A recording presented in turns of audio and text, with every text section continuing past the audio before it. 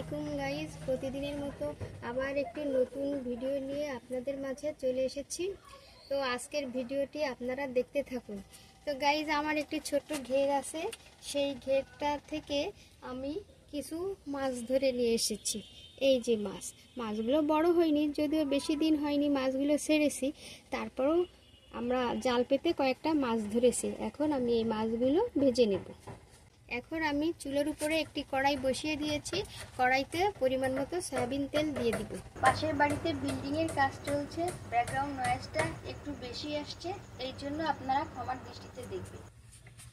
এবার আমি চুলোটা অন করে দিব। তেল গরম হয়ে গিয়েছে, এখন আমি মাছগুলো ভেজে নেব।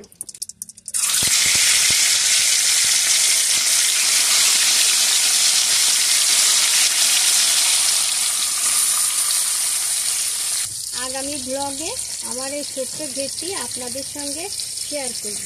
মাছগুলো উল্টিয়ে দিব।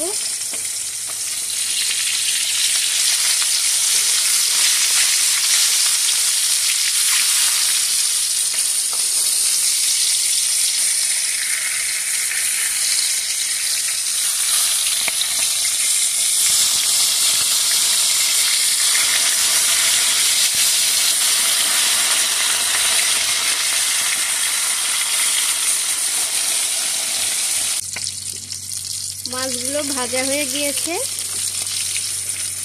এখন নামিয়ে নেব।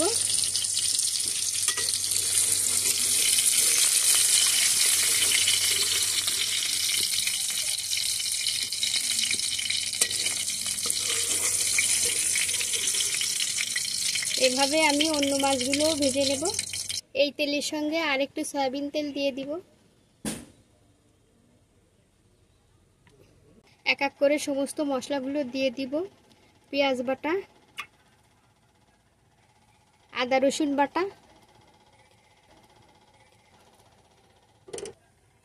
1 চামচ পরিমাণ দিয়ে দিব হলুদের গুঁড়া, স্বাদ মতো লবণ দিয়ে দিব, 1 চামচ দিয়ে দিব শুকনো মরিচের গুঁড়া, পরিমাণ মতো জিরা গুঁড়া দিয়ে দিব। সমস্ত মশলাগুলো একসঙ্গে মিশিয়ে নিব। ভালো করে নেড়ে চেড়ে নেব।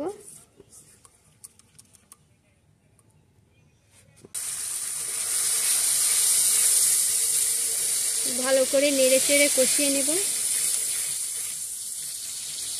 সামান্য পরিমাণে পানি দিয়ে ভালো করে নেড়ে চেড়ে কষিয়ে নেব। যতক্ষণ মশলা থেকে কাঁচা ফ্লেভার বেরোবে ততক্ষণ মশলাগুলো কষিয়ে নেব। কষাতে কষাতে মশলা থেকে তেল ছেড়ে দিয়েছে, এখন আলু দিয়ে ভালো করে কষিয়ে নেব। মশলার সঙ্গে আলুগুলো দিয়ে এপিট ওপিট করে কষিয়ে নেব।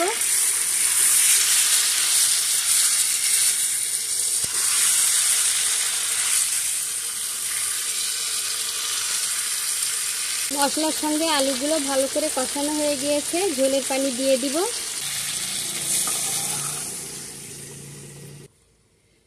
এখন ঢাকনা দিয়ে ঢেকে 20 মিনিট রান্না করে নেব। ঢাকনাটা নামিয়ে নিব। ভালো করে একবার নেড়ে চেড়ে দেব। আলুগুলো অনেকটাই সিদ্ধ হয়ে গিয়েছে, ঝোলটা ভালো করে ফুটে উঠেছে। এখন এই গরম ঝোলে কাঁচকলা দিয়ে দিব। কিছুক্ষণ ঢাকনা দিয়ে ঢেকে দেব। ঢাকনাটা নামিয়ে নিব। তরকারিটা ভালো করে নেড়ে চেড়ে দেব। আলু কাঁচকলা ভালো করে সিদ্ধ হয়ে গিয়েছে। ভেজে রাখা মাছগুলো দিয়ে দিব।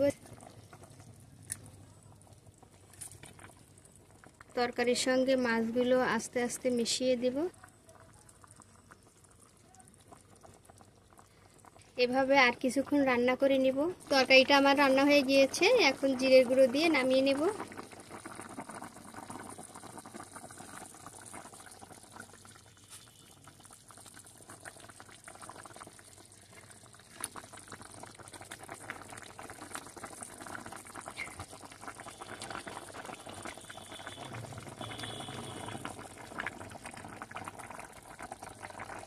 তো গাইজ হয়ে গিয়েছে আমার জাপানি পুঁটি দিয়ে আলু কাঁচকলা রান্না। আমার এই ভিডিওটি যদি আপনাদের ভালো লেগে থাকে তাহলে জিএম ব্লেজ বিডি চ্যানেলটি সাবস্ক্রাইব করে দেবেন, বেশি করে লাইক শেয়ার কমেন্ট করে দেবেন।